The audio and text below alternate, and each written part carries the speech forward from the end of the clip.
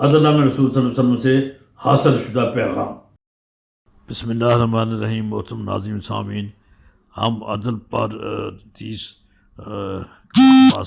ساتھ پیش کر چکے ہیں۔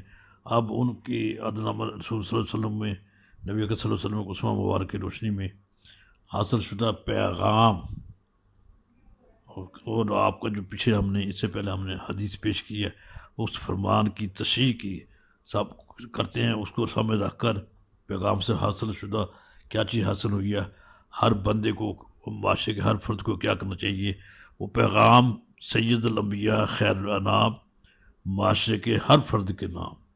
اب ہم معاشرے کے ہر فرد کو مخاطب کریں گے، اس کو اس کی ذمہ داری کے بارے میں بتائیں گے۔ اب آئندہ اقساط میں یہ سلسلہ شروع ہوگا۔ والسلام علیکم ورحمۃ اللہ وبرکاتہ۔ پیغام نمبر 1، عدل کی اپنی شان ہے، عدل کی اپنی آن ہے، عدل نبی آخر الزمان کی ذات ہی کا ترجمان ہے۔